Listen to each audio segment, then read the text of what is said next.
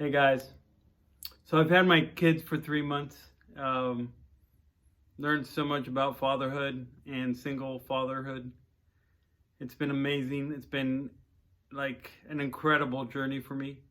But before I go into my kids, I'd like to go into how God revealed why a woman is so important to me.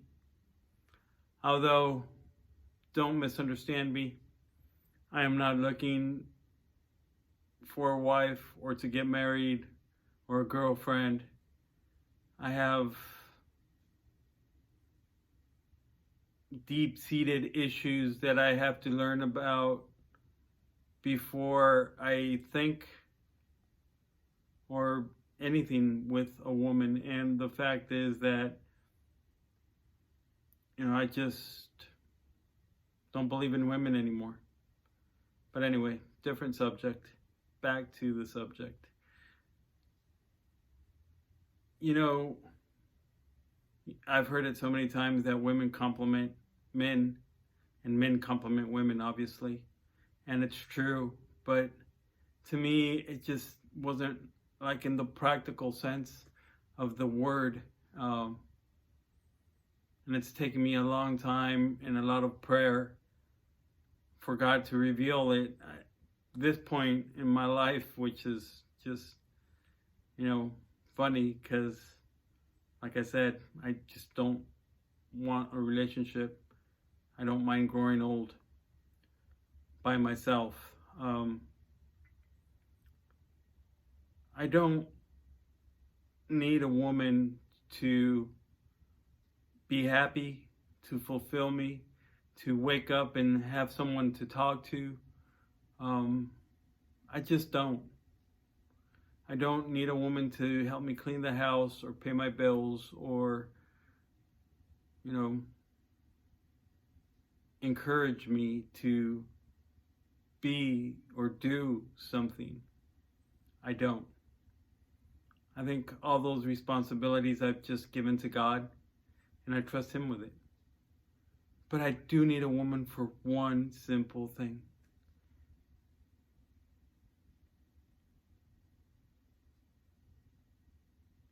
I can't grow without one. I can't grow mentally in knowledge, and I can't grow emotionally, basically because men are emotionless. We're really bad with emotions. But I can't grow emotionally because there's nothing to be emotional around me at this point in time. I live a real simple life, real quiet life. Not even my kids could take that part of, or that role. I need a woman spiritually because without a woman, I just can't really understand God in any which way or form, practical or impractical. And I'm going to say why that's important in a second. But spiritually speaking, when I read the Bible with a woman, it's just so different for me. And part of the reason that I say that I don't believe in women is because women don't really actually read the Bible. At least not the women that I know or that I've met by themselves and doing it just for the relational part with God. And I don't know about men either, but I know I do. And I want to live my life leading up and glorifying God. And like I said, I don't want to offend any women, but if you do, let me know, comment, just tell me, hey, I do. I actually worship, follow, and try and live a practical and personal relationship with God. And I'll respect that. I will. back to the subject. So, a lot of us, when we're younger, strive to be perfect, not knowing that perfection or near perfection is only given when you're partnered up with a man, or in my case, with a woman, because it's more than just a compliment. It's a unity that I still can't explain. You know, the Bible says that you will be one together. And I understand that now, because if you do, or you are able to become one with that person, with the person you've chosen, I mean, everything falls into focus. Don't want to go too long on this, but, you know, ask me questions. Tell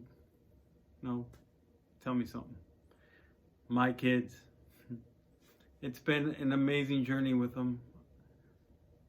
I understand why I had to have two kids. For the longest time, I was very resentful and hurt by the fact that I divorced and really haven't shared any time with my kids since the divorce. But now, after spending 3 months with them, I can tell you that comparing my limited knowledge, wisdom, and my limited love toward them, I do see a lot of God's ways and how incredible He is to love us so. I've had to shut my mouth, shut my heart, shut my brain more than once toward my children.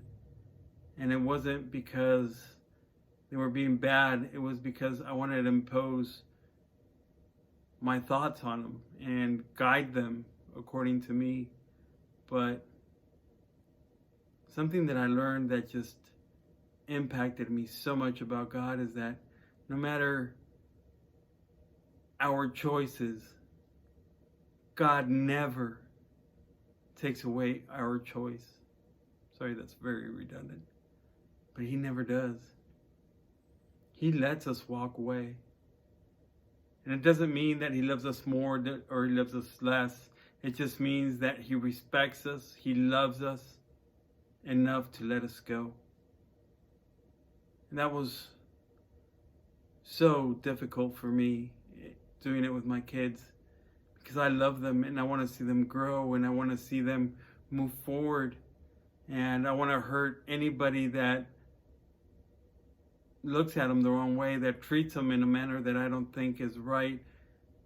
I just, want to be that active parent who just protects my children above all things. And the hardest thing to do is just to step back and let them figure it out. And me just be there. It's been so rough to do that. That's why I wanted to talk about this, because, God, we sin against God. We walk away from God. We even blaspheme His name, and the way we act, we don't even acknowledge Him in many times.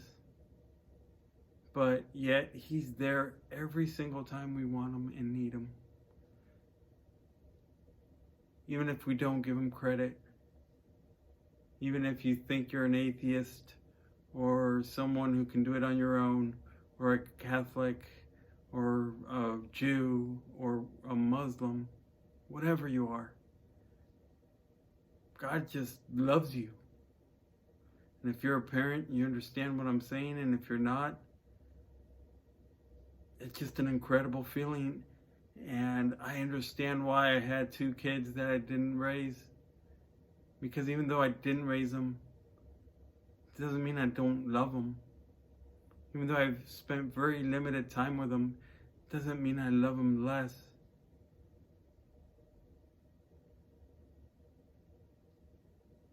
And it doesn't mean I don't want to protect them. but they're at an age 17 and almost 16 where I gotta let them figure it out. And just be there with a hug, with a listen,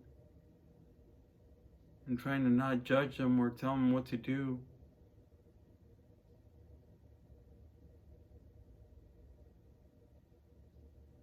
God is amazing. Anyway, talk soon. I'm going to keep in these two subjects. I'll try and be more specific next time, but I just have so much to say. Comment, go to YouTube. I'm on YouTube too. Just tell me what you think. Have a great day.